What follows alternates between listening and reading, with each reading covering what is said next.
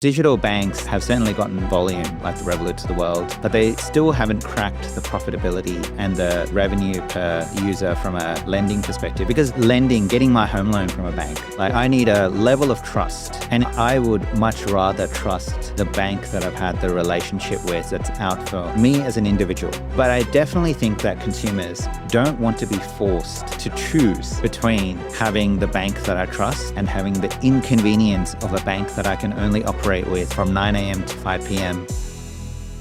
Welcome back to the Issuer Academy. In today's episode, we're peeling back the layers of the payments and banking world to look at what's really driving the next revolution.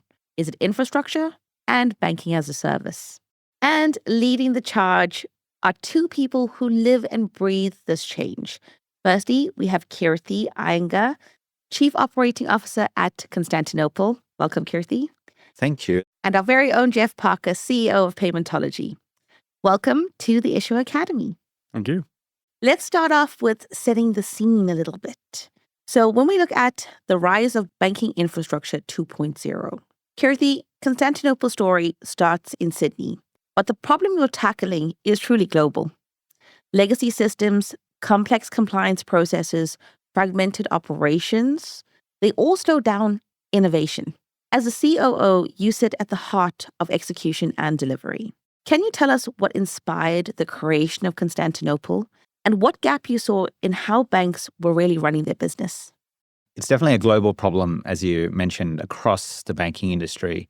When we started the company, one of the first things we realized as a gap is that nearly every bank, when you look inside how they operate and how they work, they spend 80% of the time in management and board meetings discussing a lot of the operational challenges of running the bank.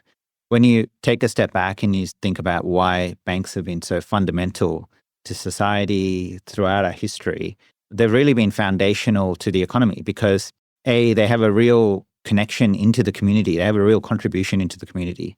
B, they sort of run the actual thing that is closest to people's livelihood, their financial livelihood.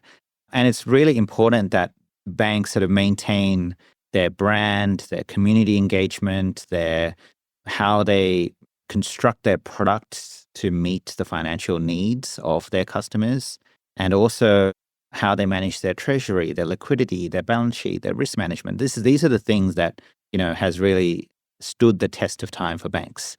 However, as I go back to saying, 80% of the time ends up being spent on the operational challenges or the technology challenges, which are all leading to all of these incremental point solutions. A CIO that needs to move parts of their systems into cloud to reduce their issues in their data center, or the person in charge of risk and compliance that needs a better system to manage or automate some of the controls that they run. So we really looked at this as a whole of bank problem, as opposed to creating yet another point solution on how to solve one of those challenges. So one of the key gap that we saw was, should banks really be vertically integrated in the way they are today? Is that really the best construct about how the industry should be created? And we thought there's definitely an opportunity to rethink the construct and create a new category per se of banking infrastructure platforms that focus across the technology operations and compliance of the bank. Yeah. And we were having this debate, banking as a service or platform as a service, right? I think what Constantinople has done is really built this modular platform that banks can leverage to say, where are we struggling? Where are we having issues? Which part of this kind of platform do we really need to build our business? Which is so interesting. Perfect. Let's now look at the market. The question is, why now and why here? You're operating at a fascinating intersection, a mature banking market like Australia, right? But one that's also become the launch pad for global banking innovation. So when you look at it, Keerthi, what's driving this demand right now? Why do you think banks, from mutuals to mid-tier institutions, why are they suddenly so ready to modernize their entire infrastructure stack? I think to answer that question, you really have to go back in time and look at 20 years ago. 20 years ago, there were probably at least in Australia, there was probably around 300 mid-tier banks in Australia. Today, there's a bit over 50. And in the next 5 to 10 years, that's, with all the mergers that are happening right now, that could sort of go down to 10.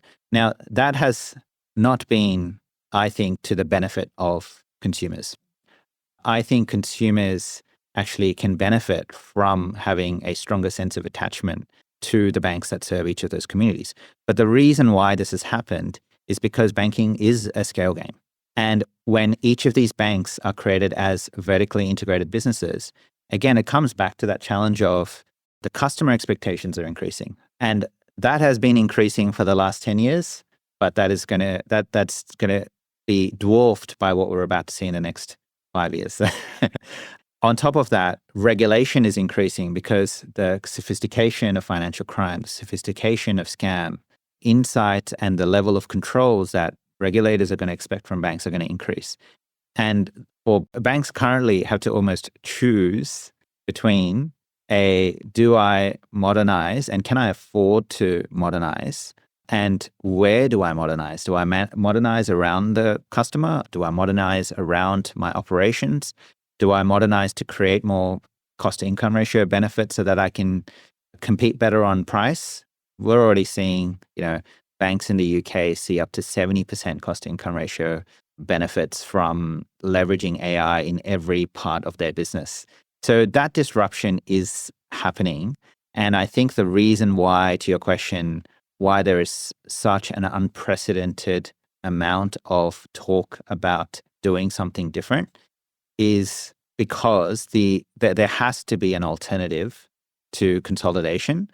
And I really think that a platform like Constantinople has the potential to actually create all of the benefits of mergers in a synthetic way around all of the operating aspects of the bank without banks having to compromise on what makes them unique, i.e., their brand and how they connect with each of their communities. There's no sense in my mind of having a bank that is, potentially bonded to a particular industry, say healthcare, and another bank that is bonded to a particular geography, say South Australia, coming together and continuing to have that same value proposition for their members. I think there's a real opportunity at this point in time to really do something different. And I think that can benefit all Australians. And I know I've talked about Australia so far, but I think the same thing applies globally as well. There's, 4,000 credit unions in the US that has exactly the same challenge, let alone globally, right? So I think Australia certainly presents an interesting opportunity to prove the case, but definitely the opportunity is global. Absolutely. I think you mentioned it quite well there, Keerthi. I think we've got these kind of two dichotomies happening. We've got customers that are demanding a much more personalized digital experience that tailored towards their specific needs. So that's around loyalty and rewards, etc. They want data to be used to serve up to them offerings which are genuinely useful to them. And on the flip side, you've got these traditional banks who are operating on legacy technology, which is 20 or 30 years old. And I think the only inevitable is that technology is going to break at some point, and it's impossible to build those configurable digital tailored experiences on that legacy technology. So when consumers are choosing, I think we're at that inflection point now where they're choosing your Revolut experience or your Chime experience or your Block experience. And for a tier 2 or 3 bank, if they can't reinvent themselves and start to bring that value to the customer, they're going to die. I mean, the customer's going to go somewhere else. And so I think what you're doing at Constantinople is hopefully game changing for these organizations. It gives them in one whole kind of holistic swoop the ability to reimagine their entire banking stack holistically, and start to compete with those modern players. It's pretty exciting. Yeah, definitely. I think, wouldn't be saying time to throw in the towel by any stretch of the imagination. There still continues to be that aspect of profitability. Like the digital banks have certainly gotten volume, like the Revoluts of the world, but they still haven't cracked the profitability and the revenue per user from a lending perspective. Because lending, getting my home loan from a bank, I need a level of trust. And in some way, I would much rather trust the bank that I've had the relationship with that knows that's out for me as an individual, whatever I do for my living or where I am as a community. But I definitely think that consumers don't want to be forced to choose between having the bank that I trust and having the inconvenience of a bank that I can only operate with from 9 a.m. to 5 p.m. through a telephone experience or a branch experience. I want that 24/7 instant response for everything that I want to do. I definitely think we can see the tables turn quite a lot if we level the playing field. And I think that's really the objective for us. We want to level the playing field so that everyone has a fair chance. Exactly. And give banks, that ability to actually challenge the more digital players, right? Because if you can allow them to, innovate without compromising on the customer experience while you, like you said, create operational efficiencies using AI and really building a foundation layer for them, then yes, they can innovate at scale. They can really challenge, these new players coming in. And I think that's what's really exciting, because when you look at banking is hereditary, right? I bank with the same bank that my mother banked at, right? And that is where I'll go to get my home loan. That is where I'll go to do vehicle and asset finance. It's just a reality of it. But at the same time, after COVID, everyone wants everything now. They want data. They want everything to be hyper-personalized. So it's great that you're actually bringing those two worlds together and allowing these banks to transform. Incredible. Jeff, to you, how do you think this moment in the market feels different? We've seen digital banking transformation, and everyone's been talking about it, and it comes in waves. How is this wave different? I think Keerthi summed it up quite well. I think phase one is what you've seen over the last 5-10 years or so, is around, I'd almost say, putting the lipstick on the pig in some ways, in terms of, I think we've tried to do, traditional banks have tried to just focus on the mobile app and the experience, but they don't have the modern architecture underneath to actually be able to deliver long-term, sustainable, personalized solutions to customers. And then on the neobank side of things, it's all been about growth at all costs without profitability. And I think there's now this kind of, coming together of you need to prove that you have the right unit economics. And I think digital banks start from a strong place because they don't have the legacy infrastructure, the banks, the high cost, so they can start to compete on price, but they need to start to show their business model actually works. And I think we're seeing, a number of those kind of players fall by the wayside. And then I think we're starting to see an expansion of the product portfolio. So I think a lot of people started with interchange as a revenue model. It was around cards, debit, and prepaid. I think, we all know that the banks make money through lending. And I think these digital banks are starting to have to compete directly in the lending space. And that's why we're seeing them move from things like an EMI license to full banking licenses. And so that blurring of the lines, I think, between what's a digital bank and a traditional bank, I think is going to start to happen more and more. So I think it's an exciting time. And I think that's where the proposition that Constantinople offer is super exciting at, because that is, how do I bridge that gap? How do I give these traditional tier 2 and 3 banks the opportunity to modernize cost, which is accessible, and then to start to compete on the experience space? And I think, Jeff, also, it's an extension of what you just described is also within a bank. They're often faced with exactly this challenge around how do they show up as a bank to their different segments. They've got sort of their older segments, they've got their mid-age segments that, tend to be more in that mindset of, I'm about to, save for my family and I've got the next 30 years to build my superannuation. And then you've got your younger segment that are very much leaning into everything needs to be instant. The concept of a branch doesn't make any sense to them. So I think the banks are almost having to deal with this dual operating, I wouldn't call it dual operating model, but how do they create a digital bank that allows them to have the flexibility to shift their operating model as their customers' preferences shift as well, without having to compromise on an experience? There's so much of banking that is just a commodity infrastructure layer. No one says, I bank with HSBC because I just love the quality of their reg reporting. Or no one says, I bank with DBS because I just love how they do end-of-day reconciliations. Like, absolutely critical that these things get done. Yeah, they just work. And they have to work Yes, well. Exactly. And they have to work in a way where it doesn't become that 80% of things that the management is talking about in the bank. Exactly. And I think this comes back to how new digital banks and platforms like Constantinople are using data to create that hyper-personalization at a segment level.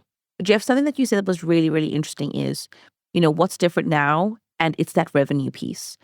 In the beginning, when we first looked at digital banks, it was very much about cost of acquisition, cost of onboarding new customers. Now it's very much the reverse. What is the revenue that each consumer is going to bring in? And you're right, the fact that they're starting off with revenue-driving products like credit, like BNPL, all of these things are helping to create a more sustainable way of creating digital banks. And even in, T2 and T3 banks, they're now saying they can create a revenue model, which is still, highly personalized. It's, created on a strong foundation, which allows for greater innovation. So that is definitely, a massive driving point. I want to now look at democratizing access to modern banking, right? Because one thing that really stands out about Constantinople and Paymentology is the mission to democratize access to top tier banking capabilities. Because this is what, tier 2 and T3 banks who are looking to go through this digital transformation, that's what they need access to, right? And right now, Keerthi, you're helping smaller banks and mutuals achieve cost to income reductions of up to 80% and bring them to full service banks within 15 to 18 months. This is absolutely extraordinary, firstly, so congratulations. But the question is, from an operational perspective, how do you make that possible without compromising on security or compliance? And what types of institutions are, adopting this model?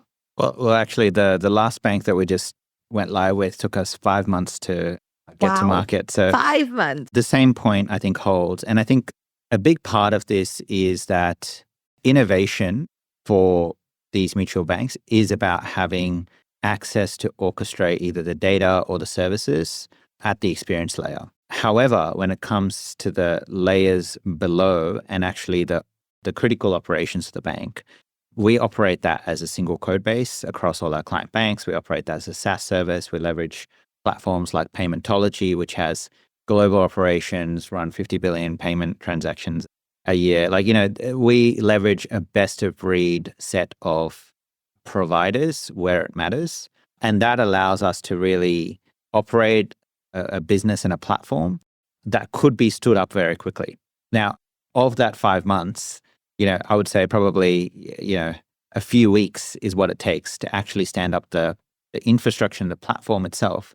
And a lot of the rest is actually how do we work with banks to implement their specific credit policies, risk settings, the way that they, want to stitch those experiences together and actually show up in market with their voice, their brand, how they want that to be configured. And that is actually the most important thing. I think the technologies are becoming more and more commodity. It's all around how you differentiate. So I think getting to a tier 1 bank set of capabilities, I actually think is not the end state. I think it's the starting point. Because I think from there, it is how do you create those integrated journeys, experiences with the communities. Those are the things that actually matter much more. How do you reduce your cost to income ratio? So, as a member-owned bank, you can actually pay back dividends to your members. Or as a for-profit bank, you can pay back dividends to your shareholders and contribute back into the economy. Or how do you manage your risk better so that you can lend to those customers that maybe traditionally you didn't lend to, but you now have access? One of the banks that we work with uses all of their payments data to do their business lending. And while that is not a sophisticated way of doing lending, the performance of those lending products are so high because of how well they understand their customers. I think that concept of democratizing access is probably one of the most important and probably the one that's not spoken about enough. If you look at legacy banking propositions, they really target actually quite a small, narrow segment of the market because they're the market which gives them the right return kind of unit economics because of the legacy kind of the significant cost. To your point, 80% of that cost is all the operational complexity. If you build a platform as a service layer which is effectively configurable and can be scalable and can serve multiple use cases, it allows you to serve multiple sectors of underserved parts of the market. And even in developed countries, you'd be amazed in Australia or in the UK, how many, maybe not unbanked, but how many underserviced or underbanked people there are. And when we start to go into the emerging markets, like where we operate in Paymentology, South Africa, Asia, Latin America, it's almost the vast majority of the population is underserviced. And so being able to take that platform layer and start to actually create unique propositions to service those individual segments is very powerful, because that starts to bring financial inclusion to people that have never had access to products and services before. And that's how we grow the economy in the world, and we help to raise standards of living across the board. So there actually is quite a powerful message here about actual kind of social contribution, I think. And a real world impact to create real financial inclusion, right? Because we often talk about inclusion as a product challenge, but increasingly it's an infrastructure one as well, right? So and we talk about, if the rails aren't modern, inclusive products just can't reach the right markets. So Keerthi, how do you see it, touching on Jeff's point, how do you see platforms like Constantinople changing that equation to help banks, really reach these underserved communities? And, are we looking at how do they launch lower cost financial services in these markets? I actually see a big aspect of serving those communities as about increasing their financial acumen as well. Part of it is creating, if you actually create a very good banking experience, that means that as a customer, you actually really understand your financial situation really well. I think that's one of the things that we really value about partnering with SaaS companies that are API first and event driven. And because the reason is, if you can provide all the things like real-time notifications of spend, you can provide all the things like spend analytics, if you can create savings goals, auto sweeping, help coach and guide, leverage AI as part of the assistant that is embedded into the mobile banking or web banking experience that allows you to create those goals and manage towards those goals, integrate in partners like wealth management partners. We don't see ourselves as building all of these businesses and things, but we see so much of the segments and markets that our client banks tend to serve are the ones that can really benefit from understanding their financial position and their financial literacy better. Loyalty points is another one of those examples, right? I think if you can create personalized loyalty suggestions and offers that really links back to who they are and their particular segment. And these, a lot of these mid-tier banks, because of their specialist nature, either they're specialist in a product, and by product, that could also mean that product only serves a particular age demographic or something, or they're specialist in a community, which could be part of an industry like healthcare, or it could be part of a geographic community. They have access to so much data through their partners that are beyond banking.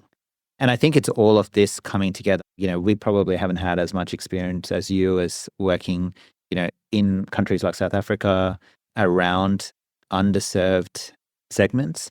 But I think the concept could equally apply on building the financial acumen of some of those segments as well. I totally agree. I think that education piece is huge. Yeah? And I think, to your point, being able to provide the right tools and learning mechanisms through things like your wealth management, your data analytics, etc., I think is very, very powerful. Yeah. And I think, we're probably going slightly off topic here, but there's a whole separate podcast around how, the curriculum at school should change to help service this. There's lots of different examples, because if there's anything more important than teaching the next generation about finance and how to invest safely, I don't know what it is personally. And I think we should be doing that. And I think tools that you've just spoken about then, I think can be very powerful for the social good. Absolutely. I think financial literacy is one of the most important causes in our entire industry, right? And, we've had some really amazing guests actually on the podcast who have written books about financial literacy. How do you teach your kids from a young age how to spend? How to, really think about, do I really need to spend in this way? How else can I benefit? And it goes back to simple things that we can do ourselves. So, for example, building out a child card where, like you were talking about spend controls, you can only use your card between, 5 p.m. and 7 p.m. and it can only be used on the PlayStation store, right? This Although it's just the creates opposite literacy. of that. I don't want my kids to have. Yeah, exactly. Yeah. No, but definitely, Yeah. yeah. We can actually shape the way the next generation looks at funding and how they manage their money. And I think, Keerthi, this is really important because the fact that Constantinople is taking away all of the kind of operational burdens from these banks, they can start to look at these more innovative tools to really bring in the younger generation around what is financial literacy. And not just the younger generation. I mean, if we look across APAC, if we look across Africa, LAC, innovation and financial literacy have to go together. Otherwise, the adoption of the new products would just, it's never going to work. So it's up to all of us to really build out that literacy. And as you can see, I'm very passionate about it. Well, you had a great point before also about, that intergenerational wealth and, that you would bank with the bank that, your parents banked with. I think these moments matter quite a lot. Teaching a parent about the power of compounding interest if you were to save for your child's education. And, I can't remember what the math was, but I think it was something like $500 a month that you put away can lead to $150,000 with a 6% interest rate or something like that by the time your kids are 18. So even just those types of things as a parent. And then as you have you're teaching a child about sort of savings habits, savings goals, and, also giving them access to spend money with the right level of controls like merchant category codes to manage that in a safe way and still have that access. I think all of this is really going to very quickly become table stakes. Yes, absolutely. And I think, again, I go back to the brands that have the trust, have the power to really play a role in transferring intergenerational wealth as well as intergenerational financial wisdom and knowledge. And I think that is ultimately the path to becoming the bank that manages your wealth versus the bank that you use as just because you can do a digital onboarding and then make some payments and that's all I'll use it for. I have 3 daughters, 2, 7 and 9. 2's a bit too young to do the financial literacy piece, but we just spent last weekend designing their first ever prepaid card. They got it delivered through the post, and then going forward, they're going to get pocket money, and then on a weekly basis, they can decide whether to spend that or whether they almost keep it. And we're trying to teach them about interest. And if they want to do things like treats, like watch TV, they have to pay some money to actually watch TV, and they can choose to whether they want to. What's the trade-off between keep the money and get interest, or spend it on watch TV, etc. And the concept, we'll see how it works. Is that over time we can teach them those things around compound interest and how that moves. But it's important, I think, that we have these conversations that's early. Brilliant. That's really So impressive. I think this is something we need to roll out throughout Paymentology. Have how much your kids saving. That's really, really cool. Jeff, I want to look more into the processing perspective because obviously Constantinople and Paymentology work really closely together. But building for agility, I think this is something that is really, a lot of our listeners are really, really keen on hearing. Because Jeff, you've seen firsthand how legacy infrastructure holds back innovation, right? From your vantage point of Paymentology, how are you seeing the same infrastructure revolutions play out? I think it follows some of the themes that we've talked about already. I think the reality is that legacy infrastructure is typically on-prem. It's typically slow in terms of your ability to create unique or tailored user experiences.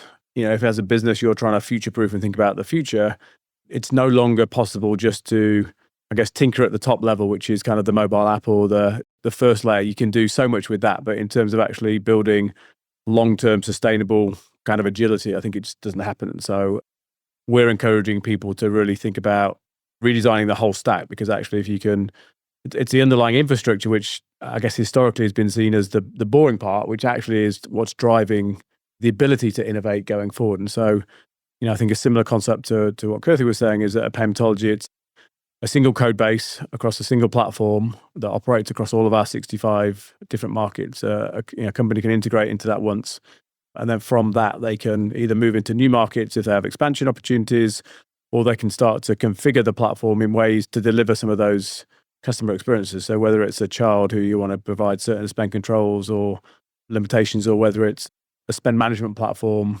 it's all done from, I guess, the same core base. I think the message to people is actually almost look deeper than maybe you have done previously. Look at the underlying infrastructure, actually, because that's what's actually going to drive, I think, some of the exciting opportunities in the future.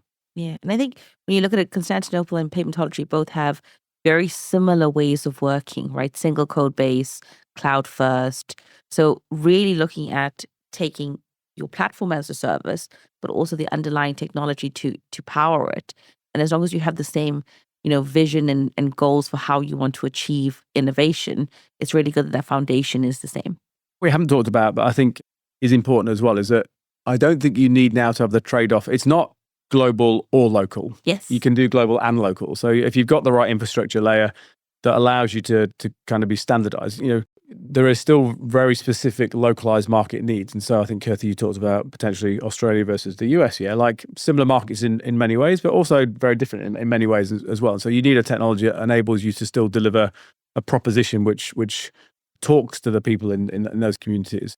And we're the same at Paymentology, providing a card program in the Philippines is quite different potentially to a card program in Mexico.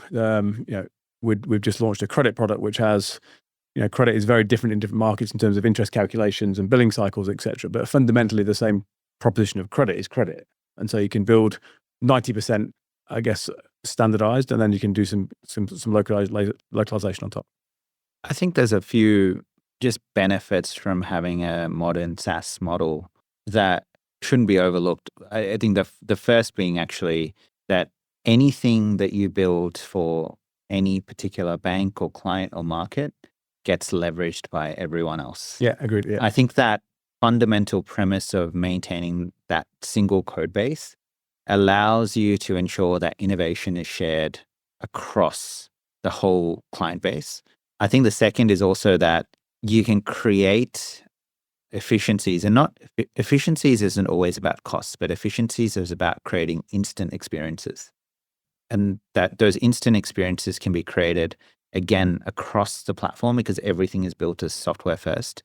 And the final one is almost because you're a SaaS business, your DNA is around deep configurability. Your DNA is around ensuring that the clients that you work with are always able to differentiate through your infrastructure without having to be locked in to say you must use our infrastructure in this particular way. And that requires a lot of thought about what does it actually mean to differentiate. You're not differentiating based on, which availability zones in AWS you're using, right? You're differentiating based on the APIs that you make available that allow you to create very specific experiences. But then you're also creating that confidence that from a stability and scalability perspective, that is your remit, right? And I think it's a factor of why businesses that have been built in the generation of cloud or in that cloud native way can be built in that concept. Like sticking a SaaS label on a legacy technology, doesn't allow you to do those fundamental things, even if you can have subscription licensing. I think that's actually a really important aspect of it's hard running a business with all of those things, but I think it's definitely the benefit that the clients benefit. And actually, Paymentology and Constantinople are probably quite similar in that we're these B2B infrastructure businesses, and I think our mere existence relies on customers using our platform and being enabled by our technology. And so we've been doing quite a lot of work recently about how do we define Paymentology and our brand and what does it stand for? We spent a lot of time coming up with what's the right metaphor kind of to use, and we came up with the term the launchpad, because effectively, actually, we're only successful if we enable our clients to grow. Our platform really should be the launchpad for their success, and whether it's an expense management business or a neobank or a international remittance business, they need to be able to configure the platform to your point, Keerthi, to then deliver the experience which they need to help them grow. And so, if you have the mindset of we only exist and we'll only be successful if our clients can use our platform to do what they want to do, I think it sets that mindset around deep configurability and everything you just talked about. Yeah, definitely. I think that's a really important culture from our companies as well. Around, the growth of our clients is the number one priority. And everything that we're doing in terms of our roadmaps and what we create, what the features we develop is all keeping that mindset in mind about how do we help our clients grow. And I'm sure, I know your team has a client success team. Yeah. Similarly, we have a client success team. Their job is basically to sit down and go, well, how can we help the bank grow? I think that's a DNA of the company, is a super important aspect of running a SaaS business versus a traditional legacy licensed software business. And I think you said the technology is increasingly, I'm loath to use the word because it can be thing, but potentially is increasingly becoming a commodity. And it's how do you bring that technology together and how do you add value to your client? And the way you can add value to your client is actually driving insights and helping them grow, being a trusted partner. And I think, there's so much more that we can do as a business. There's always things we can do better. One of the things that we are looking to implement this year is very much creating this kind of customer advocacy board where we bring our clients from around the world together to actually share ideas, because a digital bank, in the Middle East versus a digital bank in LATAM versus a digital bank in Europe, actually they're not really in direct competition, but actually I think there's lots of learnings that they can bring. And actually part of the power of working with a cloud native kind of SaaS business as clients globally is to actually bring some of those learnings together. Especially when you look at some of the markets that are very similar, like, for example, customers in or banks in the US can really learn from banks in Australia, right? And so when you look at the advocacy board, that's really what I think is going to start to change the game and, again, drive innovation. But drive innovation through flexibility and optionality. And I think that's what both of you have been talking so much about, is really being the enabler to power customers to say, look, you want to differentiate? Sure, we're not building something bespoke. You have all of these options already available. Configure it in the way that you want, that your customers want. And you know what? If it doesn't work, that's fine. We can very easily just change the configuration. And that's the beauty of SaaS. That's the beauty of having a platform that is so agile that you can say, this didn't work. Let's do something better for our customers. And I think that's our joint goal, right? And touching on that point, let's look now at collaboration or competition, or over competition, let's say that. Keerthi, your model is very much built on collaboration, right? Where you partner with ecosystem providers to create something that is bigger than the sum of its parts. Why is collaboration such a critical part of new banking infrastructure models? Yeah, I mean, I think there's two lenses to that. There's one lens is that to extract the full value out of someone that provides a specialist service, really it needs to be considered in the sum of its parts when it's fully integrated. So I use a good example. A lending capability only makes sense if it's integrated all the way across the life cycle and into the core, and where you can use the data to provide insights to your client banks to provide things like where a customer is dropping off in the origination journey, and what are the things that we can do to nudge the customers along the way, which then links back into the marketing, which then links back into how you communicate with the customer, which then comes back to the personalization. So just the use of a single provider in isolation doesn't extract the full value potential. So I think that integration has a huge amount of value. The second part, though, is having specialist organizations where their mission and goal is to drive one thing and one thing only means that you can rely on them as a partner to do that thing very well. And, historically, you always had this tension between leveraging a best of breed architecture versus the integration complexity. And where you now have partners that are cloud native, API first, it's far easier to make that choice and get the benefits on both sides. Like, I think one of the reasons why, our architecture works so well is because we're very thoughtful on choosing partners that all API driven, conform to a common data model, no customizations, everything is event based. So when it comes to managing all the data inside our data lake, which we make available in terms of data democratization directly to our client banks, that is not a separate piece of work that needs to be done after the fact with all of these transformations that need to happen afterwards, right? So And I use that as a very small example, but that extends all the way through. And I think that, the more you can leverage that focus and that innovation, the more you're constantly going to be able to be evergreen. And I think that's an accountability that now we all share. At Constantinople, our mission and goal is to manage all of that operational complexity and then help our client banks grow. And if one of our providers isn't meeting that same mission, purpose, goal, then that allows us to hold that provider accountable for that as well.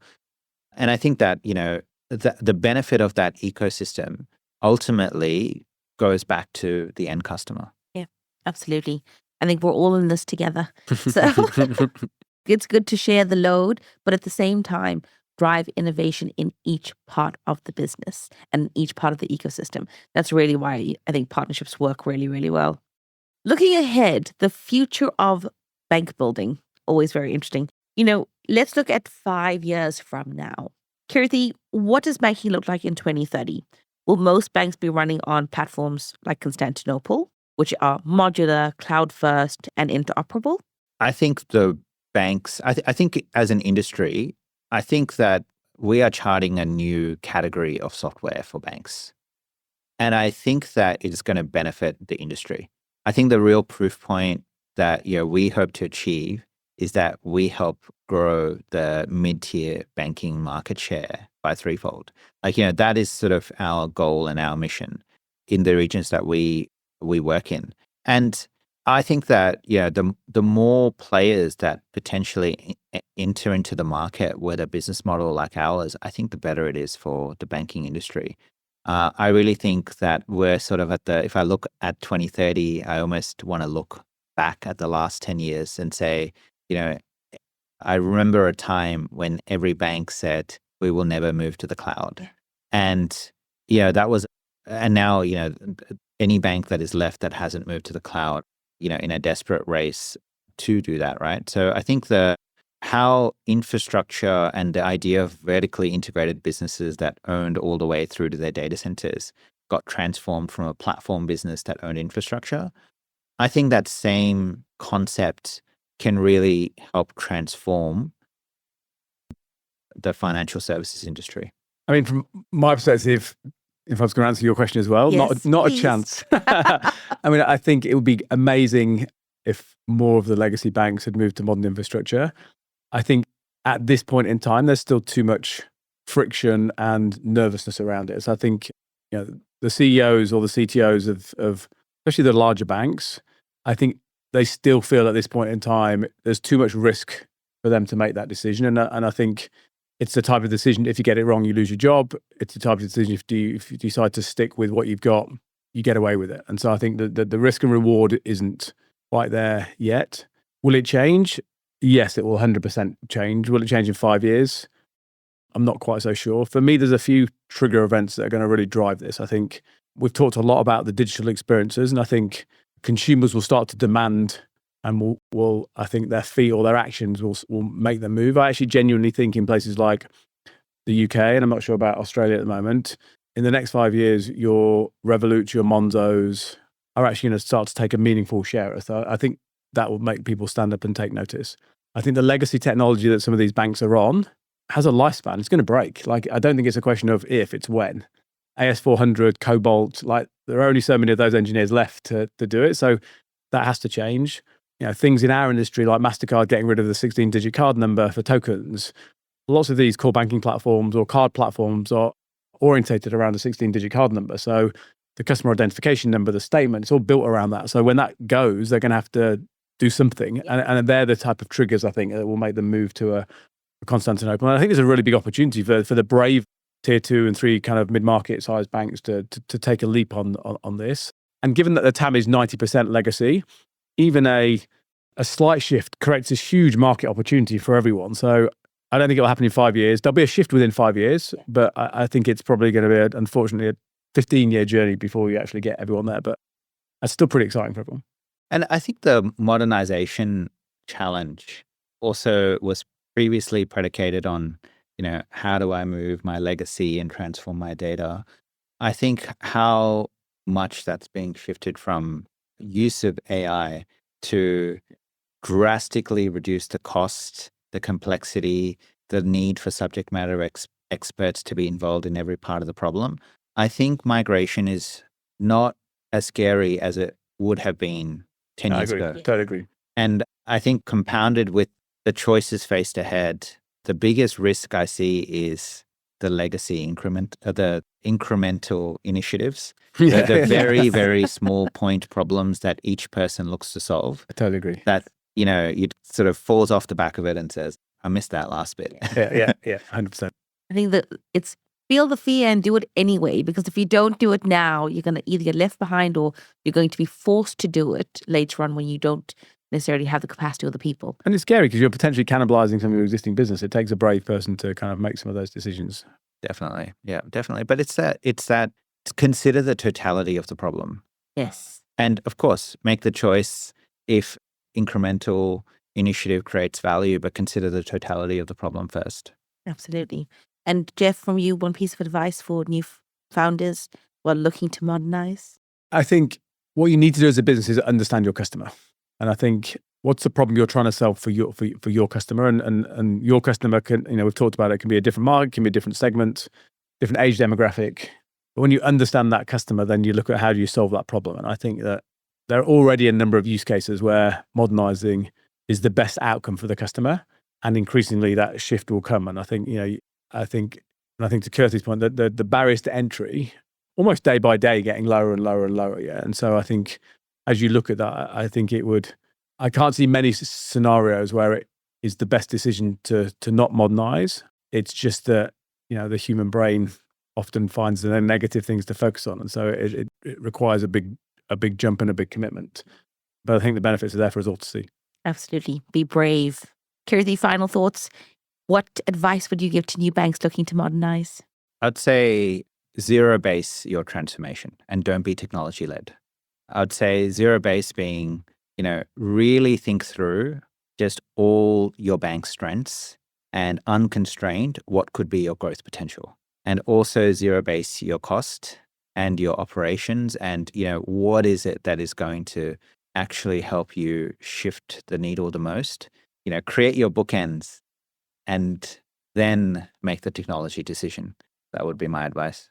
Brilliant. I love that both of you are so customer centric. And unfortunately, that is a wrap on today's episode of the Issuer Academy. Companies like Constantinople and Paymentology are showing when banks get their foundation right, they can innovate faster, include more people, and deliver experiences that truly last. A huge thank you, Keerthi and Jeff, for joining this episode of the Issuer Academy. From outside, we'll catch you next time. Thank you. Thank you. That wraps up today's episode of the Issuer Academy, Paymentology's podcast to innovate, scale, and provide impact. I hope you're leaving with fresh insights and actionable strategies to help you revolutionize your card programs and drive true impact in the world. If you've enjoyed today's conversation, please leave a review to help us reach more pioneers like you. Also, be sure to subscribe and follow us for more inspiring episodes and behind-the-scenes content from Paymentology. Until next time, I'm Merusha Naidu. Keep innovating, keep scaling, and keep striving to make an impact.